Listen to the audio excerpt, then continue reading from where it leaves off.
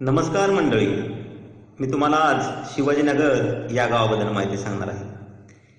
या गावाची स्थापना 17व्या शतकात झाली असावी असा एक प्राथमिक अंदाज आहे.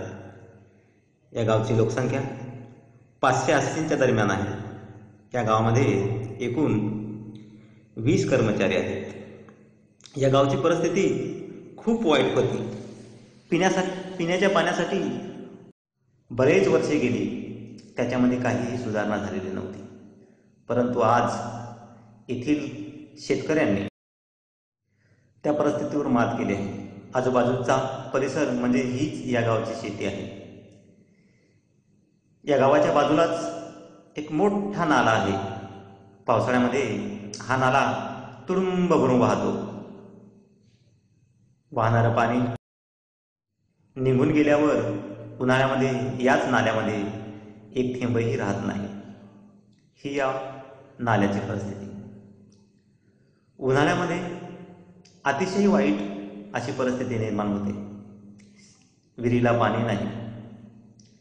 परंतु येथील शेतकऱ्यांनी एक संकल्प केला. तो संकल्प म्हणजे तरी कोणता? शेतीसाठी पाणी आणणे. शेतीसाठी पाणी आणायचं असेल तर साधारणतः 4 ते 5 किलोमीटर अंतरावरून ते पाणी आणावं लागतं. याला लागणारा खर्च साधारणतः 1,04,00,000 आहे. परंतु ते शेतकऱ्यांना सिद्ध करून दाखवलं. आज शेतीमध्ये भरपूर असं पाणी आहे. पाईपलाईनच्या माध्यमातून येथील शेतकऱ्यांनी शेतीसाठी पाणी आणलं. त्यामुळे साहजिकच या शेतीची जमिनीमधील पाण्याची पातळी अगदी उंचावली आहे. आज कुठेही पाणी लागत आहे.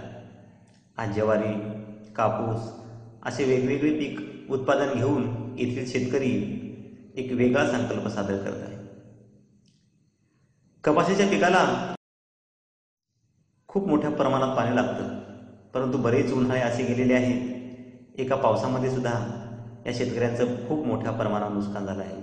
आज जिकडे तिकडे फुलांची शेती भरलेली आहे. आज याचा शेतकरी रब्बी हंगामामध्ये वेगवेगळे पीक घेत आहे. टोमॅटो, मिरची असे पीक उत्पादन घेऊन गावामध्येच एक रोजगार निर्माण होत आहे. एकेकाळची परिस्थिती व आजची परिस्थिती यामध्ये जमीन आसमानचा फरक झाला आहे. आज जिकडे तिकडे पाणीच पाणी आहे. या गावात नवयुवक तरुण मंडळीचं सुद्धा तेवढंच चांगल्या प्रकारे योगदान आहे. गावामध्ये वेगवेगळे कार्यक्रम राबवणे, त्यामधून लहान मुलांच्या कलागुणांना वाव देण्याकरिता वेगवेगळ्या स्पर्धा आयोजित करणे व वेगळे बक्षीस देऊन त्यांचा सन्मान करणे. गावामध्ये एकोपा आहे.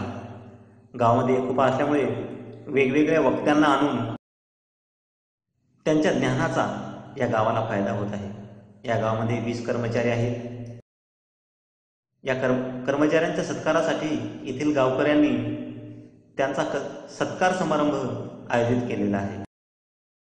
महिला मंडळ, पुरुष मंडळ व तसेच नवयुवक तरुण मंडळी यामध्ये एकोपा असल्यामुळे आज चांगली परिस्थिती निर्माण झाली आहे. येथील शेतकरी आज ट्रॅक्टरच्या सहाय्याने शेती करत आहे. आधुनिक पद्धतीकडे येथील शेतकरी आज वळलेला आहे. त्यापासून वेगवेगळी उत्पादनामध्ये कमालीची वाढ झालेली दिसते आहे. आज येथील शेतकऱ्यांनी खूप काबाड कष्ट करून शेतीसाठी पाणी आणून जिकडे तिकडे हिरवळ निर्माण केली आहे. आज येथील शेतकऱ्यांनी हळदीचं पीक घेऊन एक मोठा संकल्प केलेला आहे.